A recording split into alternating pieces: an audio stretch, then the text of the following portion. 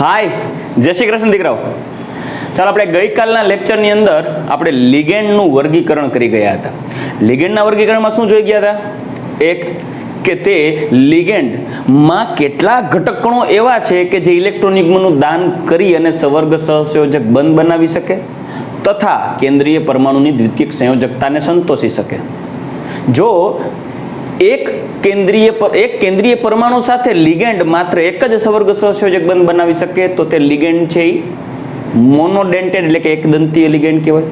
જો એક લિગેન્ડ બે સવર્ગ સહસંયોજક બંધ બનાવી શકે એટલે કે બે ઇલેક્ટ્રોન દાતા પરમાણુ ધરાવતો હોય તો તેને દ્વિદંતીય લિગેન્ડ કહેવાય. જો કોઈ લિગેન્ડ એક સાથે ત્રણ સવર્ગ સહસંયોજક બંધ બનાવે તો તેને ત્રિદંતીય. જો કોઈ લિગેન્ડ 6 સવર્ગ સહસંયોજક બંધ બનાવી શકતો હોય તો તેને ષટદંતીય લિગેન્ડ કહેવાય. આપણે આ વર્ગીકરણ મુખ્યત્વે બે ભાગમાં કરેલું હતું, એકદંતીય અને બહુદંતીય. હવે આપણે આગળનો ટોપિક અભ્યાસ કરીએ અને એ છે લિગેન્ડના પ્રકાર. દીકરા, વાસ્તવમાં લિગેન્ડને જુદા જુદા 5 ભાગમાં વર્ગીકૃત કરી શકાય. 5 પ્રકારના લિગેન્ડ હોઈ શકે, જે પૈકી એક કહીએ તો ઉભયદંતી લિગેન્ડ એટલે કે એમ્બિડેન્ટેડ લિગેન્ડ. બીજું છે ફ્લેક્સિડેન્ટેડ, ફ્લેક્સિબલ એટલે કે એવી રીતે વર્ગીકૃત કરવામાં આવે છે કે લિગેન્ડ છે એ એકદંતીય પણ હોઈ શકે અને દ્વિદંતીય પણ બની શકે છે. તો એવા પ્રકારના લિગેન્ડ જેને ફ્લેક્સિડેન્ટેડ લિગેન્ડ કહેવાય. મતલબ એ ફ્લેક્સિબલ છે, કાં તો એકદંતીય પણ બને અને દ્વિદંતીય બંને પણ જરૂર અનુસાર બને. ત્રીજું sigma donor ligand. Sigma donor ligand એટલે કે સિગ્મા દાતા લિગેન્ડ. સિગ્મા દાતા મતલબ એવા લિગેન્ડ કે જે સિગ્મા બંધનું એટલે કે સિગ્મા ઇલેક્ટ્રોન યુગ્મનું દાન કરી સિગ્મા બંધ બનાવે અને સવર્ગ સહસંયોજક બંધની રચના કરે. ત્યારબાદ છે સિગ્મા દાતા પાઇગ્રાહી લિગેન્ડ અને એક છે પાઇ દાતા લિગેન્ડ. તો આવા પ્રકારના જે લિગેન્ડ્સ છે, જે પૈકી આપણે એનસીઈઆરટી અનુસાર માત્ર એક જ પ્રકારનો લિગેન્ડ વધારાનો અભ્યાસ કરવાનો છે, તે છે ઉભયદંતી લિગેન્ડ. પણ JEE અને નીટ જેવી કોમ્પિટિટિવ એક્ઝામ્સ માટે આવા લિગેન્ડ્સ પણ ઇમ્પોર્ટન્ટ છે. Sigma donor ligand, flexidentate ligand, sigma donor, pi acceptor અને પાઈ ડોનર. પણ ઓલમોસ્ટ અત્યારે જે આપણે હાલમાં લિગેન્ડ્સનો અભ્યાસ અત્યાર સુધી કરી ગયા એ મોટા ભાગે સિગ્મા દાતા હતા, કેમ કે તે સિગ્મા ઇલેક્ટ્રોન યુગ્મનું દાન કરી સવર્ગ સહસંયોજક બંધ બનાવે. મતલબ કે જે સિગ્મા બંધ બનાવવા માટે જવાબદાર ઇલેક્ટ્રોન યુગ્મ હોય. પણ એના વિશે આ દરેકે 4 ભાગ વિશે ડિટેલમાં અભ્યાસ આપણે આ ચેપ્ટરના એન્ડમાં કરશું. એક્સ્ટ્રા ટોપિક્સમાં સ્પેશિયલી એ લેક્ચર આપણે એરેન્જ કરશું. એ છે JEE અને નીટ માટે આ ચેપ્ટરના વધારાના ટોપિક્સ. તેની અંદર આપણે 4 પ્રકાર વિશે ડિટેલમાં અભ્યાસ કરશું, એટલે અત્યારે તમારે કોઈ ચિંતા કરવાની જરૂર નથી. પણ આજના લેક્ચરમાં આપણે જોવાનો છે ઉભયદંતી લિગેન્ડ, એમ્બિડેન્ટેડ લિગેન્ડ. દીકરાઓ, અમુક લિગેન્ડ એવા હોય કે જેમાં એક કરતા વધારે પરમાણુઓ એવા હોય કે જે ઇલેક્ટ્રોન યુગ્મનું દાન કરી શકે. પણ એમાં ખાસ બાબત એ છે કે એક કરતા વધારે પરમાણુ ઇલેક્ટ્રોન યુગ્મનું દાન ભલે કરી શકતા હોય, પણ તે દરેક એકી સાથે સવર્ગ સહસંયોજક બંધ નહીં બનાવે. ધારો કે કોઈ એક લિગેન્ડમાં 2 એવા પરમાણુઓ છે કે જે ઇલેક્ટ્રોન યુગ્મનું દાન કરીને સવર્ગ સહસંયોજક બંધ બનાવે, તો તે પૈકીનો કોઈ એક ઇલેક્ટ્રોન યુગ્મનું દાન કરી અને સવર્ગ સહસંયોજક બંધ બનાવે તો બીજો નહીં બનાવે. અને જો બીજો ઇલેક્ટ્રોન યુગ્મનું દાન કરીને સવર્ગ સહસંયોજક બંધ બનાવે તો પેલો ઇલેક્ટ્રોન યુગ્મનું દાન નહીં કરે. એનો મતલબ એમ કે કોઈ લિગેન્ડમાં એક કરતા વધારે એવા પરમાણુઓ છે કે જે ઇલેક્ટ્રોન યુગ્મનું દાન કરી શકે, તો તે પૈકીનો કોઈ એક પરમાણુ ઇલેક્ટ્રોન યુગ્મનું દાન કરીને સવર્ગ સહસંયોજક બંધ બનાવતો હોય તો તેવા લિગેન્ડ્સને એમ્બિડેન્ટેડ અથવા તો ઉભયદંતી લિગેન્ડ કહેવાય. શબ્દ પકડો, ઉભયદંતી. ઉભયદંતી એટલે કે તે જુદા જુદા પરમાણુઓ દ્વારા પણ સવર્ગ સ્થળનો નિર્દેશ કરી શકે છે. એક્ઝામ્પલ આપું ને તો NO2 અને ONO, વાસ્તવમાં એ NO2 પ્રકારનો NO2- એક લિગેન્ડ છે, પણ એ NO2 માં જો નાઇટ્રોજન ઇલેક્ટ્રોન યુગ્મનું દાન કરીને સવર્ગ સહસંયોજક બંધ બનાવે તો તે નાઇટ્રો લિગેન્ડ કહેવાય.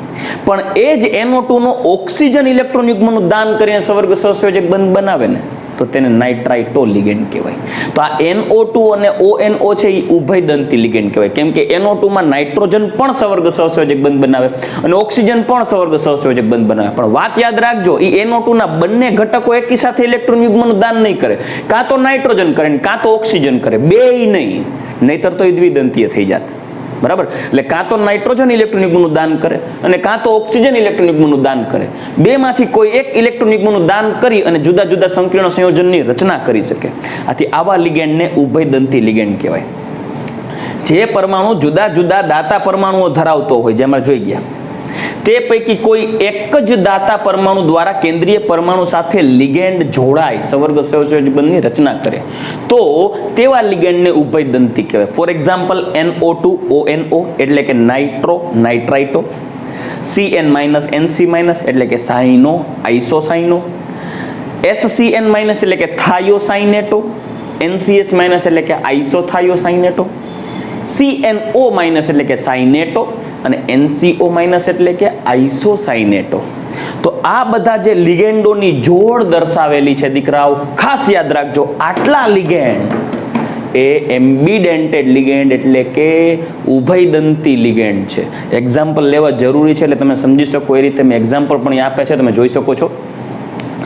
માનો કે NO2 છે નાઇટ્રો, તો એને નાઇટ્રો લિગેન્ડ પણ બોલાય. આ ઉપરાંત જો તમારે એના માટે નાઇટ્રાઇટો શબ્દ વાપરવો હોય ને, તો એના માટે સ્પેસિફાય કરવું પડે કે આ નાઇટ્રાઇટોમાં કયો પરમાણુ ઇલેક્ટ્રોન દાતા છે, ઓક્સિજન કે નાઇટ્રોજન. તો જો એ NO2 માં નાઇટ્રોજન ઇલેક્ટ્રોન દાતા તરીકે વર્તે અને કેન્દ્રીય પરમાણુની ઇલેક્ટ્રોન યુગ્મનું દાન કરીને સવર્ગ સહસંયોજક બંધની રચના કરે ને, તો આ નાઇટ્રો છે એ સવર્ગ સ્થળનો નિર્દેશ કરશે, કોઓર્ડિનેશન સાઇટ જેને કહેવાય. અને એ જે લિગેન્ડ છે નાઇટ્રો પણ બોલાય અથવા નાઇટ્રાઇટો, તો એની બાજુમાં લખવું પડશે N. એ બતાવે છે કે આ નાઇટ્રાઇટો એવો લિગેન્ડ છે કે જેમાં નાઇટ્રોજન છે એ સવર્ગ સહસંયોજક બંધ બનાવશે. એ જ રીતે જો NO2 આ પ્રકારે હોય અને ઓક્સિજન ઇલેક્ટ્રોન યુગ્મનું દાન કરે, તો આવા પ્રકારના લિગેન્ડને નાઇટ્રાઇટો O પ્રકારનો લિગેન્ડ કહેવાય, કેમ કે તેમાં ઓક્સિજન છે એ સવર્ગ સ્થળનો નિર્દેશ કરે, કોઓર્ડિનેશન સાઇટ. અને આ ઓક્સિજન ઇલેક્ટ્રોન યુગ્મનું દાન કરીને સવર્ગ સહસંયોજક બંધ બનાવશે કેન્દ્રીય પરમાણુ સાથે. રેડી? તો જો નાઇટ્રોજન હોય તો નાઇટ્રાઇટો N અથવા નાઇટ્રો, અને જો ઓક્સિજન છે એ ઇલેક્ટ્રોન યુગ્મનું દાન કરે તો એ નાઇટ્રો. તો આ બંને એકબીજાના ઉભયદંતી લિગેન્ડ કહેવાય. એવી જ રીતે બીજું એક્ઝામ્પલ છે CN. સાયનાઇડમાં CN માં જો કાર્બન ઇલેક્ટ્રોન યુગ્મનું દાન કરીને સવર્ગ સહસંયોજક બંધ બનાવે તો તેને સાઇનો લિગેન્ડ કહેવાય. પણ જો CN માં નાઇટ્રોજન ઇલેક્ટ્રોન યુગ્મનું દાન કરશે ને, તો એને આઇસોસાઇનો લિગેન્ડ કહેવાય. તો આ બંને એકબીજાના ઉભયદંતી લિગેન્ડ છે. શા માટે? કેમ કે બંનેના બંધારણમાં રહેલા એક કરતાં વધુ ઘટકો એવા છે કે જે ઇલેક્ટ્રોન યુગ્મનું દાન કરી અને સવર્ગ સ્થળનો નિર્દેશ કરી શકે છે. બીજી વાત કરીએ તો SCN- અને NCS-, જેમાં સલ્ફર છે ને એ ઇલેક્ટ્રોન યુગ્મનું દાન કરે ને, સલ્ફર, અને સવર્ગ સહસંયોજક બંધ બનાવે તો એને કહેવાય થાયોસાઇનેટો S, કેમ કે એમાં સલ્ફર કનેક્ટેડ છે. પણ જો NCS માં નાઇટ્રોજન છે એ ઇલેક્ટ્રોન યુગ્મનું દાન કરી સવર્ગ સહસંયોજક બંધ બનાવે તો આ NCS છે એને કહેવાય આઇસોથાયોસાઇનેટો.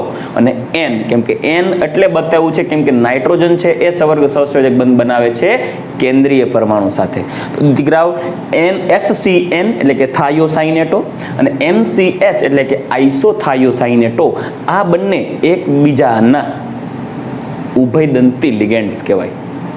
હજી એક્ઝામ્પલ આપું તો CNO અને NCO એટલે કે સાઇનેટો આઇસોસાઇનેટો.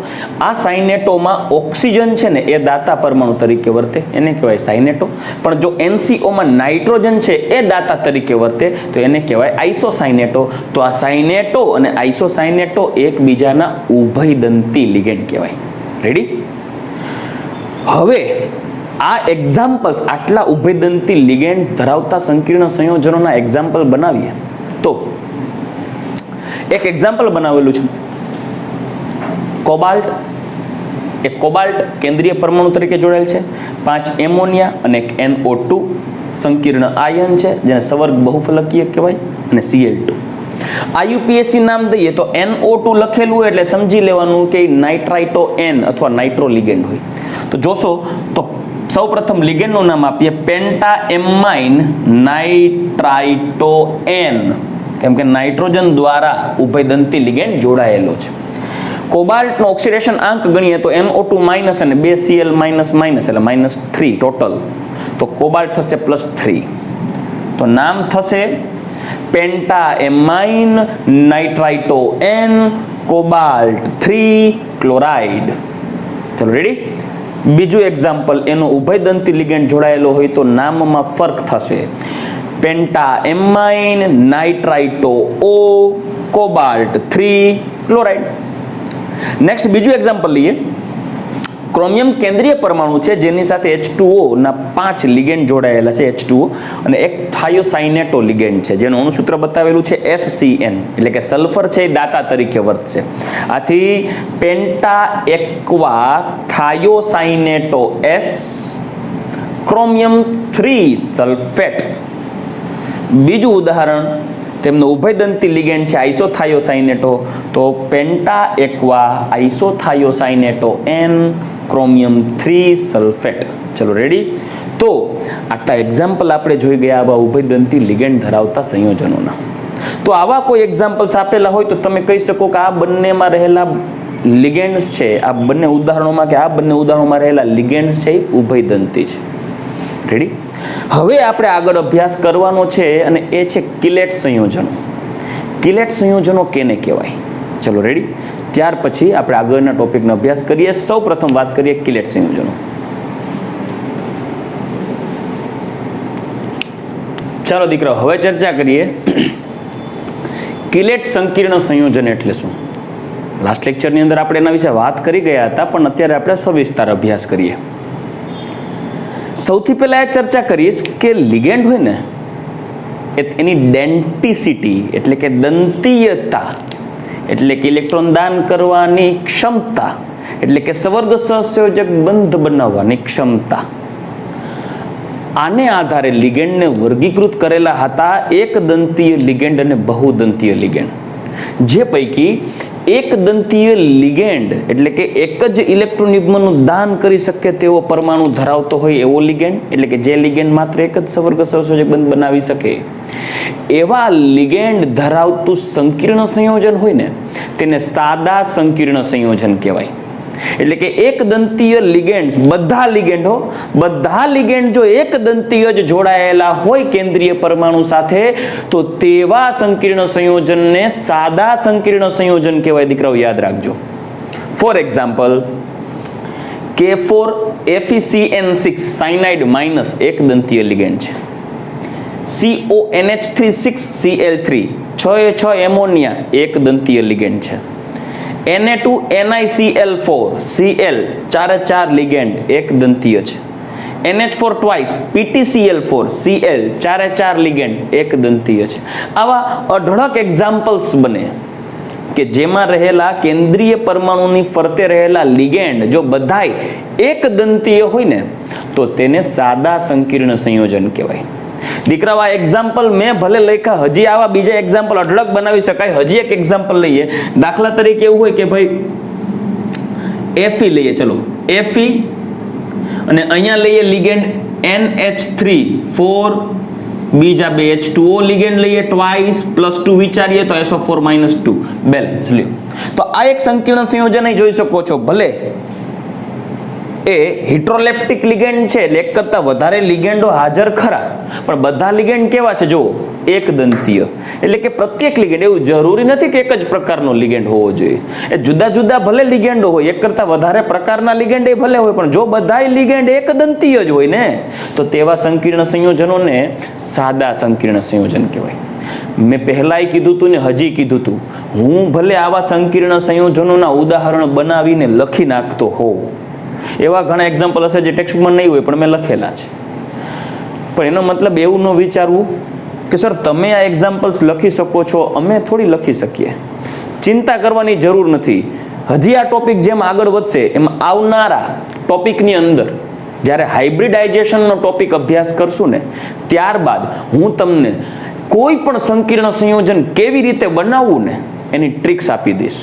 પછી તમારે મજા આવે એવા સંકીર્ણ સંયોજનો જે જરૂરિયાત હોય એ પ્રમાણેના બનાવી શકશો, કોઈ પણ ચિંતા વગર આરામથી. હું તમને એની ટ્રીક આપીશ, પણ એ યોગ્ય સમય આપીશ. અત્યારે જસ્ટ તમે આ એક્ઝામ્પલ ઉપર ફોકસ કરો. એક્ઝામ્પલ યાદ નથી રહેતું, ડોન્ટ વરી. તમારી સામે જે એક્ઝામ્પલ છે એને ઓળખો બસ, કે શું આમાં બધા જ એક દંતીય લિગેન્ડ છે? યા, બધા એક દંતીય છે. ઓકે, તો આ બધા સંકીર્ણ સંયોજન કેવા થયા? સાદા સંકીર્ણ સંયોજન. That's all.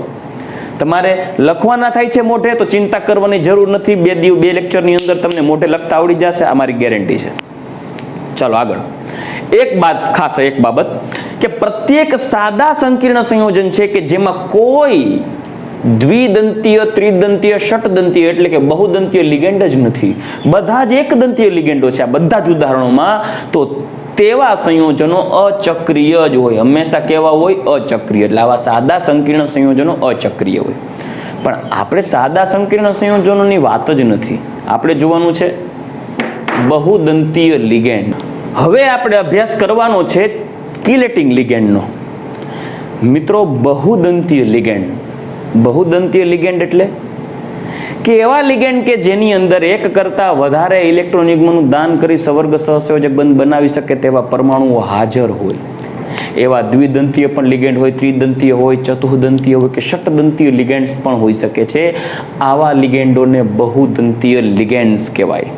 જ્યારે આવા બહુદંતીય લિગેન્ડ ભેગા થઈને એક જ કેન્દ્રીય પરમાણુ પર એટેક કરી અને સવર્ગ સહસંયોજક બંધ બનાવે ને ત્યારે ચક્રીય સંયોજનની રચના થાય. આ બનતા ચક્રીય સંયોજનોને કિલેટ કમ્પાઉન્ડ્સ તરીકે ઓળખવામાં આવે દીકરાઓ. એટલે કે આવા બહુદંતીય લિગેન્ડો જ્યારે કેન્દ્રીય પરમાણુ સાથે જોડાય છે ને ત્યારે ચક્રીય સંકીર્ણ સંયોજનની રચના થાય. આ બનતા ચક્રીય સંકીર્ણ સંયોજનને કિલેટિંગ કોમ્પ્લેક્સ અથવા કિલેટ કોમ્પ્લેક્સ કમ્પાઉન્ડ તરીકે ઓળખી શકાય, એટલે કે કિલેટ સંકીર્ણ સંયોજન તરીકે ઓળખી શકાય. અને આવા કિલેટ સંકીર્ણ સંયોજનની રચના માટે વપરાતા બહુદંતીય લિગેન્ડ્સને કિલેટિંગ લિગેન્ડ્સ કહેવાય. શું કહેવાય? કિલેટિંગ લિગેન્ડ્સ. અને આવા દ્વિદંતીય કે ત્રિદંતીય લિગેન્ડ કે બહુદંતીય લિગેન્ડ્સ છે કે જેમાં ઇલેક્ટ્રોન યુગ્મનું દાન કરીને સવર્ગ સહસંયોજક બંધ બનાવવાની ક્ષમતા ધરાવતા એક કરતા વધારે પરમાણુઓ છે, તો આ પરમાણુઓની સંખ્યાને તેની દંતીયતા એટલે કે ડેન્ટિસિટી તરીકે ઓળખવામાં આવે છે. ચલો રેડી. તો બહુદંતીય લિગેન્ડ ધરાવતા સંકીર્ણ સંયોજનો ને કિલેટ સંકીર્ણ સંયોજન કહેવાય. આવા કિલેટ સંકીર્ણ સંયોજનો હંમેશા ચક્રીય રચના ધરાવે અને કિલેટ સંકીર્ણની રચના માટે જવાબદાર બહુદંતીય લિગેન્ડને કિલેટિંગ લિગેન્ડ્સ કહેવાય. એટલે દીકરાઓ, આગળના લેક્ચરમાં આપણે જેટલા બહુદંતીય લિગેન્ડ્સના એક્ઝામ્પલ જોઈ ગયા, લાઈક ડાયડેન્ટેડ, ટ્રાઇડેન્ટેડ કે હેપ્ટાડેન્ટેડ કે હેક્ઝાડેન્ટેડ, એટલે કે દ્વિદંતીય, ત્રિદંતીય કે બહુદંતીયમાં EDTA જેવા ષટદંતીય લિગેન્ડ. આ બધા લિગેન્ડ્સ કે જે બહુદંતીય લિગેન્ડ છે બધા કિલેટિંગ લિગેન્ડ કહેવાય. તેના દ્વારા જે સંકીર્ણ સંયોજનની રચના થશે ને તે ચક્રીય રચના થશે, જેને કિલેટિંગ કમ્પાઉન્ડ્સ કહેવાય, કિલેટ કમ્પાઉન્ડ્સ કહેવાય. આવા કિલેટ સંયોજનોની સ્થાયીતા એ સાદા સંકીર્ણ સંયોજનોની સ્થાયીતા કરતાં હંમેશા વધારે હોય. રેડી? એટલે પોઈન્ટને ખાસ યાદ રાખજો. એક દંતીય લિગેન્ડ ધરાવતા સાદા સંકીર્ણ સંયોજનો કરતા બહુદંતીય લિગેન્ડ ધરાવતા એટલે કે કિલેટિંગ લિગેન્ડ ધરાવતા કિલેટ સંયોજનો વધારે સ્થાયી હોય. ફોર એક્ઝામ્પલ, તમે ઉદાહરણ પણ જોઈ શકો છો કે PTNH3 4 times Cl2 એક એક્ઝામ્પલ લખેલું છે, જેમાં ટેટ્રાએમાઇન પ્લેટિનમ 2 ક્લોરાઇડ એક સંકીર્ણ સંયોજન છે. અને બીજું એક્ઝામ્પલ આપ્યું છે PTEN twice Cl2 એટલે કે 20 ઇથેન 1 ડાયએમાઇન પ્લેટિનમ 2 ક્લોરાઇડ. આ બે સંકીર્ણ સંયોજનો છે, જે પૈકી સાદા સંકીર્ણ સંયોજન કરતા ઇથેન 1 ડાયએમાઇન દ્વિદંતીય લિગેન્ડ છે. આથી તેના દ્વારા કિલેટ સંયોજનની રચના થતી હોવાથી તેની સ્થાયીતા વધારે છે. ચલો રેડી? એટલે આ સંકીર્ણ સંયોજનનું બંધારણ દર્શાવેલું છે, પણ બંધારણને આધારે જોઈ શકો છો આ ચક્રીય નથી. જ્યારે આ ચક્રીય સંયોજન છે, કિલેટ સંયોજન છે, આથી આ સંયોજનની સ્થાયીતા વધારે રહેશે. રેડી? એક ખાસ બાબતની વાત કરીશ, એક્સ્ટ્રા પોઈન્ટ છે, એ બાબતને ધ્યાનમાં રાખજો કે જ્યારે કિલેટ સંયોજનોને એકબીજા સાથે જ્યારે સ્થાયીતાની ચકાસણી કરવામાં આવે ને ત્યારે એમાં જેમ ચક્રની સંખ્યા વધારે હશે ને, જેમ ચક્રની સંખ્યા વધારે હશે, જેમ ચક્ર મોટું હશે તેમ સ્થાયીતા વધારે હશે. એટલે યાદ રાખજો, ચક્રની સંખ્યા સ્થાયીતાના સમપ્રમાણમાં. આ ઉપરાંત દંતીયતા એટલે કે જેમ ઇલેક્ટ્રોન યુગ્મનું દાન કરનાર ઘટકોની સંખ્યા વધારે એટલે કે દ્વિદંતીય કરતા ત્રિદંતીય કે ષટદંતીય સંકીર્ણ સંયોજન હોય તેમ તેમ તે સંકીર્ણ સંયોજન કિલેટ સંયોજનની સ્થાયીતા પણ વધે. આથી સંકીર્ણ સંયોજન કિલેટ સંકીર્ણ સંયોજનની સ્થાયીતા એ ચક્રોની સંખ્યાના સમપ્રમાણમાં. એટલે કે અહીં જો તમે જોઈ શકો છો 2 ચક્ર બને છે, પણ આવા 3 ઇથેન 1,2 ડાયએમાઇન જોડાયેલા હોય તો 3 ચક્ર બને. તો 2 ચક્ર કરતા 3 ચક્રો થયા. તો જેમ ચક્રોની સંખ્યા વધારે તેમ સંકીર્ણ સંયોજનની સ્થાયીતા વધારે.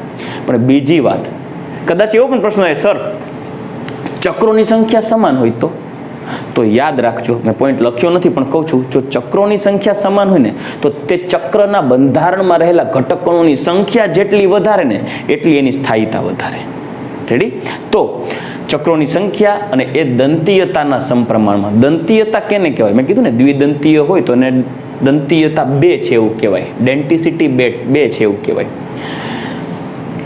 લિગેન્ડમાં રહેલ ઇલેક્ટ્રોન દાતા પરમાણુઓની સંખ્યાને દંતીયતા કહેવાય. એટલે કે દ્વિદંતીય લિગેન્ડમાં 2 ઇલેક્ટ્રોન દાન કરી શકે તેવા પરમાણુ હોય, ત્રિદંતીયમાં 3 ઇલેક્ટ્રોન યુગ્મનું દાન કરી શકે તેવા પરમાણુ હોય.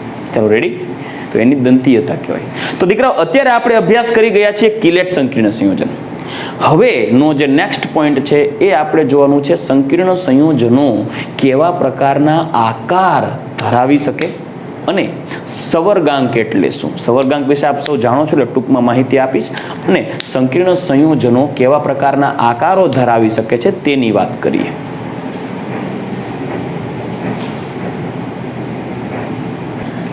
ચાલો દીકરાઓ, હવે આપણે અભ્યાસ કરવાનો છે સવર્ગાંક. સવર્ગાંક વિશે આપણે આગળ વાત કરી ગયા, પણ એક નાનકડા પોઈન્ટનું ડિસ્કશન આપણે કરી અને ત્યારબાદ આપણે પોઈન્ટનો અભ્યાસ કરવાનો છે કે સંકીર્ણ સંયોજનો હોય છે એ સંકીર્ણ સંયોજનો જુદી જુદી ભૌમિતિક રચનાઓ ધરાવે છે, એટલે કે જુદા જુદા આકારો ધરાવે છે. આ આકારોની વાત અને સમજૂતી હું સવર્ગાંક ધરાવતા સંકીર્ણ સંયોજનો એટલે કે જુદા જુદા સવર્ગાંક ધરાવતા સંકીર્ણ સંયોજનોના બેઝ ઉપર કરવા જઈશ. એટલે સૌ પહેલા સવર્ગાંક વિશે વાત એકવાર જરૂર કરવી જોઈએ. સવર્ગાંક એટલે શું? જેને કોઓર્ડિનેશન નંબર તરીકે પણ ઓળખી શકાય, જેને આપણે શું કહી શકું? Coordination number. Coordination number.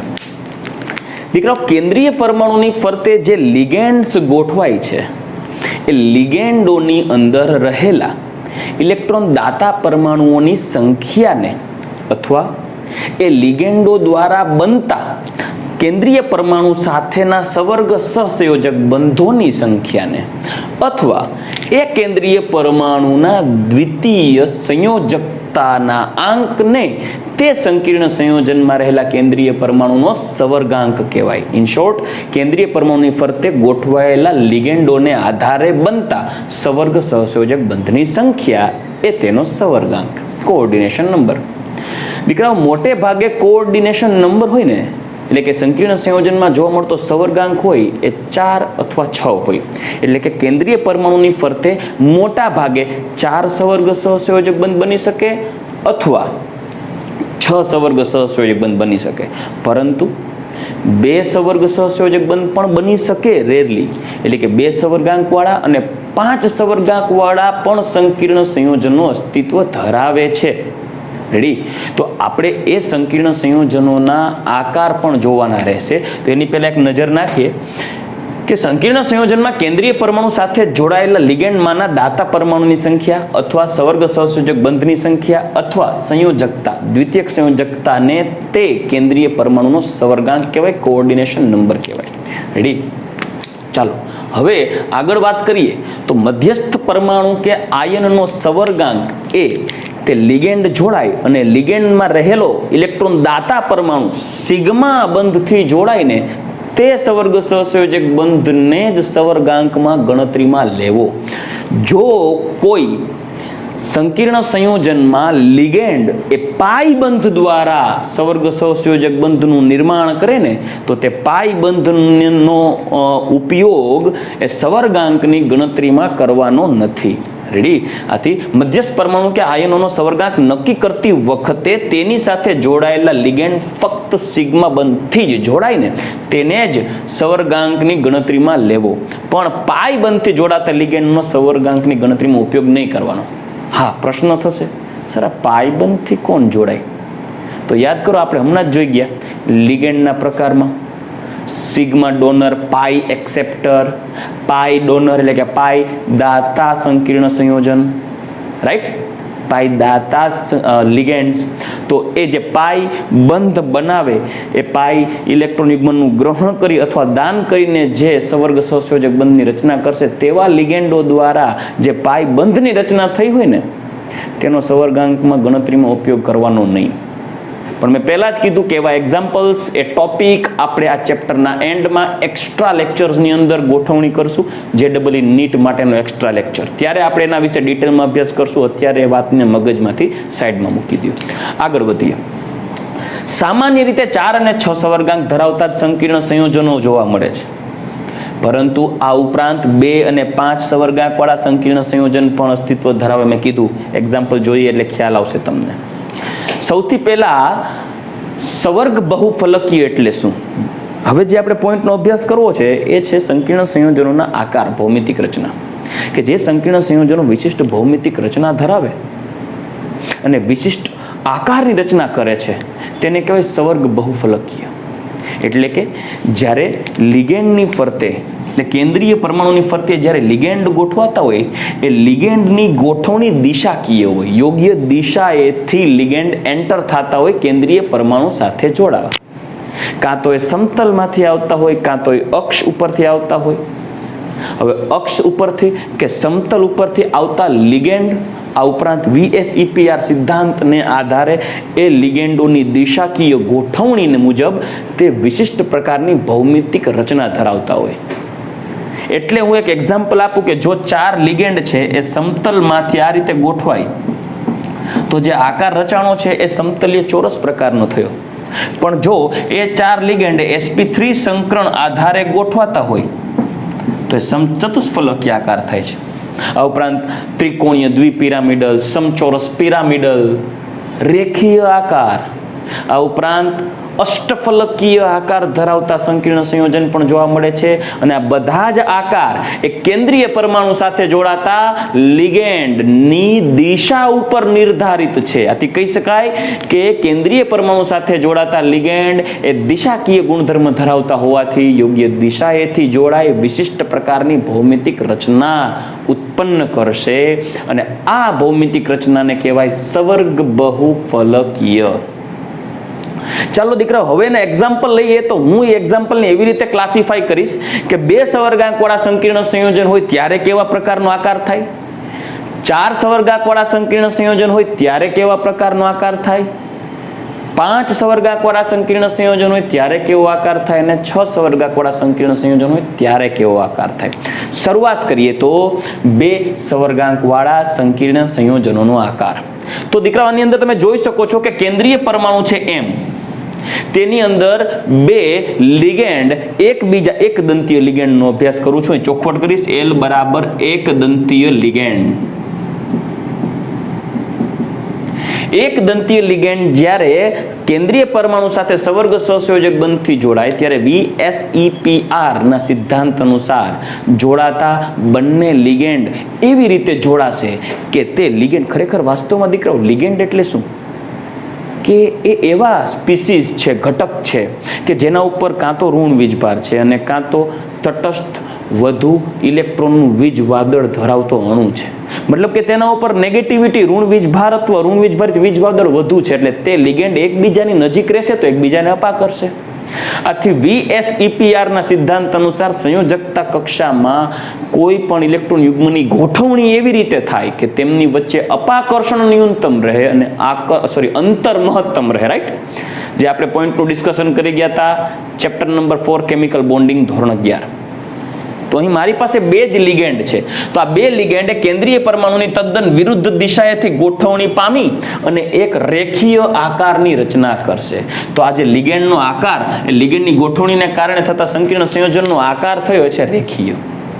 અને આ પ્રકારના બે લિગેન્ડ કેન્દ્રીય પરમાણુ સાથે જોડાય ત્યારે ખાસ યાદ રાખજો sp સંકરણની રચના થશે.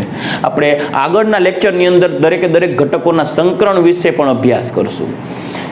છતાં પણ હું આકારને આધારે સંકરણ અત્યારે પણ લખતો જાઉં છું, જેથી આગળ જ્યારે સંકરણની વાત આવે ત્યારે તમને ફેમિલિયર રહે.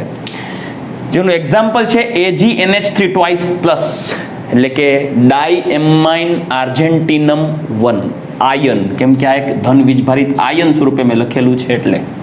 તો આ એક પ્રકારનું બે સવર્ગાંક ધરાવતું સંકીર્ણ સંયોજન છે, અને જો બે સવર્ગાંક હોય તો તેનો આકાર રેખીય થાય. દીકરાઓ, આ એક્સ્ટ્રા પોઈન્ટ એટલે લખેલું છે કારણ કે ટેક્સ્ટ બુકની અંદર આનો ઉલ્લેખ નથી આ પોઈન્ટનો, એટલે એક્સ્ટ્રા છે, યાદ રાખજો. બરાબર, આપણી બુકની અંદર એક્સ્ટ્રા આપેલ નથી. ચાલો હવે આપણે આગળ અભ્યાસ કરીએ. ચાર સવર્ગાંકવાળા સંકીર્ણ સંયોજન હોય ત્યારે શું થશે. ચાલો દીકરાઓ, હવે આપણે વાત કરીએ કે જો સંકીર્ણ સંયોજનનો સવર્ગાંક 4 હોય તો જ્યારે સંકીર્ણ સંયોજનનો સવર્ગાંક 4 હોય ને ત્યારે તે કેન્દ્રીય પરમાણુની ફરતે 4 લિગેન્ડ ગોઠવાય. કેટલા લિગેન્ડ ગોઠવાય? 4. એટલે કેન્દ્રીય પરમાણુ સાથે 4 લિગેન્ડ ગોઠવાશે. તો આ 4 લિગેન્ડ દીકરાઓ યાદ રાખજો, જ્યારે કોઈ પણ સંકીર્ણ સંયોજનની રચના કરવાની હોય ને એમાં કેન્દ્રીય પરમાણુની ફરતે લિગેન્ડ ગોઠવાય તો એમને નથી ગોઠવાતા. એ કેન્દ્રીય પરમાણુની ફરતે એમ હોય તો કેન્દ્રીય પરમાણુની ફરતે જે ગોઠવાતા જે લિગેન્ડ છે ને એ લિગેન્ડના ઇલેક્ટ્રોન યુગ્મ એ કેન્દ્રીય પરમાણુની ખાલી કક્ષકોમાં ગોઠવાય છે. ખાલી કક્ષકોમાં ગોઠવાય. મેં પહેલા જ આપણે ચેપ્ટરની શરૂઆતમાં આ વિશેની વાત કરી ગયા હતા. લિગેન્ડના ઇલેક્ટ્રોન યુગ્મ કેન્દ્રીય પરમાણુની ખાલી કક્ષકોમાં ગોઠવાય, અને ત્યારે જ ગોઠવાય કે એ લિગેન્ડના ઇલેક્ટ્રોનને સમાવવા માટેની ખાલી કક્ષકોની સંખ્યા સમશક્તિક બને. હવે એ સમશક્તિક કક્ષકો જો 4 સમાન શક્તિ, સમાન ઉર્જા ધરાવતી કક્ષકોનું નિર્માણ થાય ત્યારે 4 લિગેન્ડ ઇલેક્ટ્રોન યુગ્મનું દાન કરી સવર્ગ સહસંયોજક બંધ બનાવીને 4 સવર્ગાંક વાળા સંકીર્ણ સંયોજન બનાવે. અને આ સમશક્તિક કક્ષકો એ સંકૃત કક્ષક હોય, અને એને આધારે મુખ્યત્વે 2 પ્રકારના સંકરણ પોસિબલ છે જ્યારે 4 લિગેન્ડ જોડાય ત્યારે, એટલે કે 4 એકદંતીય અથવા તો 4 સવર્ગ સહસંયોજક બંધ બને ત્યારે. એ 2 પ્રકારના સંકરણ શક્ય છે, કાં તો sp3 સંકરણ હોય અને કાં તો dsp2 સંકરણ હોય. ચાલો હવે sp3 સંકરણ હોય ને તો ચતુષ્ફલકીય આકાર બને, અને dsp2 સંકરણ હોય ને ત્યારે સમતલીય ચોરસ આકાર બને. હવે જો હું લિગેન્ડ ને કેન્દ્રીય પરમાણુની ફરતે ગોઠવી અને આકારની રચના કરું ને દીકરાઓ, તો હું લિગેન્ડ ને એકદંતીય લિગેન્ડ કહું તો કેન્દ્રીય પરમાણુની ફરતે 4 લિગેન્ડ સમચતુષ્ફલકીય રીતે જોડાશે, અને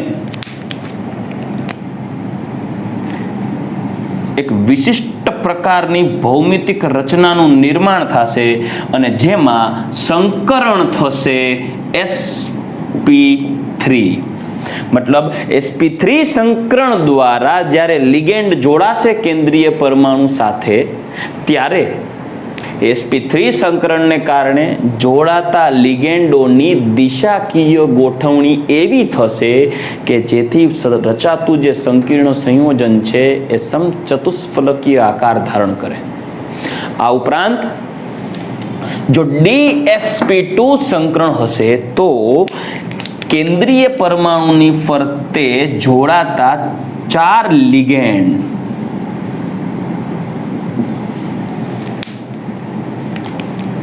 એ એક જ સમતલમાંથી, એકચ્યુઅલી તમે જોશો ને ત્રિપરિમાણીય રચના થાય. જ્યારે આ એક જ સમતલમાંથી 4 લિગેન્ડ ગોઠવાય અને સમતલીય ચોરસ આકાર ધારણ કરે, સમતલીય ચોરસ આકાર, અને સંકરણ થશે dsp2.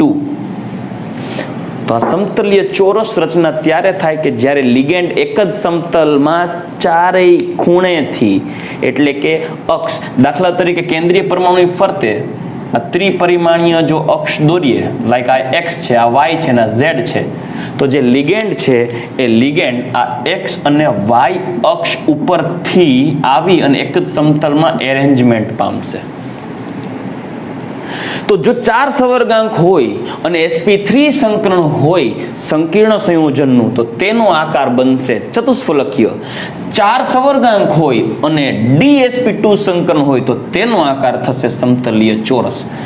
મહત્વનો મુદ્દો એ છે કે સર મને ક્યારે ખબર પડે કે આ સંકીર્ણ સંયોજન છે એનું સંકરણ sp3 છે કે dsp2 છે?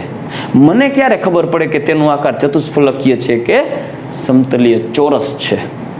દીકરાઓ, આના માટે આપણે આગળના પોઈન્ટનો અભ્યાસ કરશું કે કોઈ પણ સંકીર્ણ સંયોજનનું સંકરણ કયું છે તે કઈ રીતે જાણવું અને એનો આકાર કેવી રીતે નિર્માણ પામશે.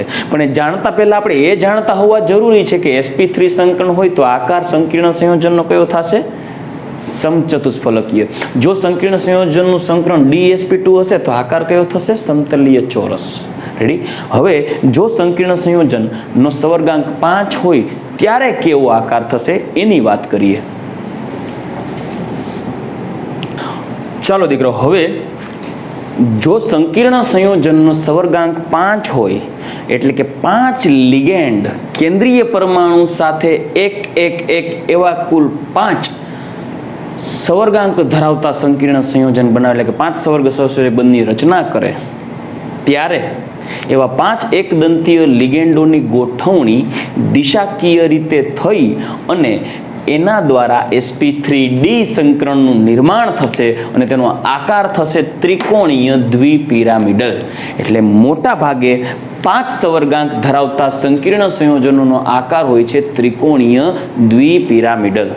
અને એ ત્રિકોણીય દ્વિપિરામિડલની રચના કેવી રીતે થશે એની વાત કરીએ તો કેન્દ્રીય પરમાણુની ફરતે 5 લિગેન્ડની ગોઠવણી પૈકી 3 લિગેન્ડ એ સમતલીય ત્રિકોણાકારે, જ્યારે 2 લિગેન્ડ છે એ સમતલની ઉપર અને નીચેની બાજુએથી ગોઠવાશે. અને એની રચનાની અંદર જ્યારે એનો આકાર જોશું ત્યારે કુલ 5 સવર્ગ સહસંયોજક બંધનું નિર્માણ થશે, જે પૈકી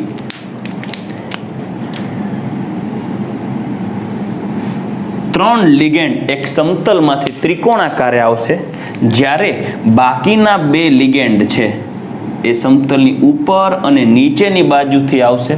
આ એક પિરામિડની રચના થઈ, જ્યારે અહીં આ બીજા પિરામિડની રચના થઈ અને આકાર થશે ત્રિકોણીય દ્વિપિરામિડલ અને સંકરણ થશે sp3d. એટલે જ્યારે 5 સવર્ગાંક ધરાવતા સંકીર્ણ સંયોજન હશે ત્યારે આવા પ્રકારની રચના થશે. અને આમ પણ બતાવી શકાય ml5, કેમ કે જ્યાં l બરાબર એક દંતીય લિગેન્ડ છે એ ખાસ ધ્યાન રાખશું. હવે જો 6 સવર્ગાંક વાળા સંકીર્ણ સંયોજન હોય ત્યારે કેવા પ્રકારનો આકાર રચાશે એનો અભ્યાસ કરીએ તો 6 સવર્ગાંક વાળા સંકીર્ણ સંયોજન નો આકાર 6 સવર્ગાંક વાળા સંકીર્ણ સંયોજન હોય ને દીકરાઓ, ત્યારે સવર્ગાંક 6 હોય એટલે એ કેન્દ્રીય પરમાણુ ml6 પ્રકારના સંકીર્ણ સંયોજનની રચના કરશે અને તેની અંદર મુખ્યત્વે 2 પ્રકારના સંકરણ હોય છે. એક D2sp3 અને બીજું sp3d2. પણ વાત એ છે કે ક્યારે D2sp3 અને ક્યારે sp3d2 સંકરણ હોય એના વિશે આપણે આગળ ચર્ચા કરશું નેક્સ્ટ ટોપિક્સની અંદર. પણ અત્યારે ખાસ એ યાદ રાખજો કે 6 સવર્ગાંક હોય એટલે કુલ 6 કક્ષકો સમશક્તિક બનતી હશે, 6 કક્ષકો સંકરણમાં ભાગ લેતી હશે અને 6 સવર્ગ સહસંયોજક બંધનું નિર્માણ થતું હશે.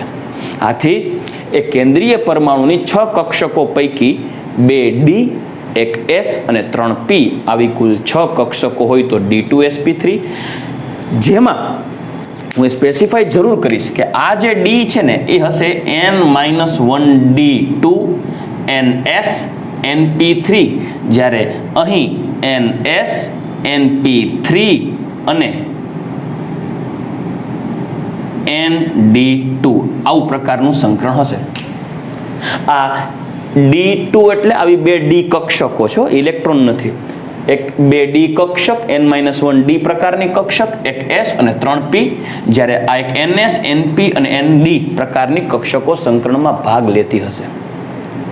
હા, એ પોઈન્ટ અલગ છે કે કેન્દ્રીય પરમાણુ સાથે જ્યારે લિગેન્ડ જોડાતા હશે એ લિગેન્ડની પ્રબળતાને આધારે આ સંકરણ ડિસાઇડ થશે. એના માટે આપણે લિગેન્ડની પ્રબળતા જોવી પડે, કઈ રીતે સંકરણ આવી રીતનું થશે એનો પણ અભ્યાસ કરવો પડે. મેં કીધું કે આપણે આગળના ટોપિકમાં જોશું. અત્યારે તમારે માત્ર એટલો જ ફોકસ કરવાનો છે કે જો 6 સવર્ગાંક હોય તો 6 સંકૃત કક્ષક બને, either it is D2sp3 or sp3d2. બરાબર.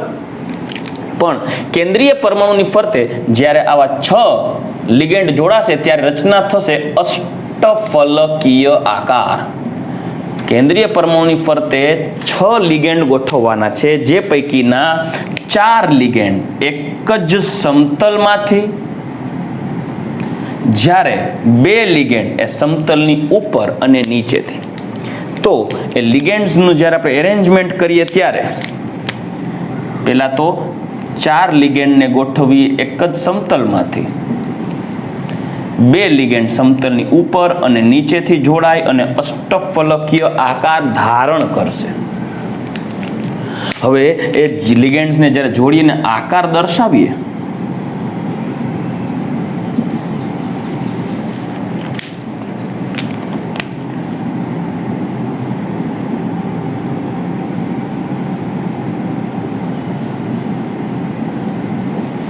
અને આ આકાર થયો અષ્ટફલકીય, જેમાં કેન્દ્રીય પરમાણુનું સંકરણ sp3d2 અથવા D2sp3 હોય. એ જ રીતે 4 સવર્ગાંક હોય તોય 2 સંકરણ બને, એક sp3 હોય અથવા dsp2 હોય. આ સંકરણ કયું આવશે? sp3d2 આવશે કે D2sp3 આવશે 6 સવર્ગાંક માટે, કે sp3 આવશે કે dsp2 આવશે 4 સવર્ગાંક માટે? આ સંકરણનું જે મહત્વ છે એ આધાર રાખે છે લિગેન્ડની પ્રબળતા ઉપર. એટલે એના વિશે આપણે આગળના લેક્ચરમાં અભ્યાસ કરવો પડશે. આજના લેક્ચરની અંદર તમારે આટલું જ જાણવું જરૂરી હતું કે ભૌમિતિક રચનામાં આકાર કયો હોય છે સંકીર્ણ સંયોજનનો. એ રેખીય આકાર હોય તો sp સંકરણ હશે, તે 4 સવર્ગાંક વાળા હશે. sp સંકરણમાં 2 સવર્ગાંક, 4 સવર્ગાંક વાળા હશે તો sp3 સંકરણ હશે તો ચતુષ્ફલકીય આકાર હશે, dsp2 સંકરણ હશે તો સમતલીય ચોરસ આકાર હશે, 5 સવર્ગાંક હશે તો sp3d સંકરણ દ્વારા એ ત્રિકોણીય દ્વિપિરામિડલ આકાર ધરાવતા હશે, અને જો 6 સવર્ગાંક હશે તો D2sp3 કે sp3d2 સંકરણ દ્વારા અષ્ટફલકીય આકાર ધરાવતા હશે. બસ આટલું જ યાદ રાખો, બાકીનું આગળના લેક્ચરમાં થઈ જશે. રેડી? તો આજનું લેક્ચર આપણે અહીંયા પૂર્ણ કરીએ દીકરાઓ. ગુડ બાય, ટેક કેર, જય શ્રી કૃષ્ણ.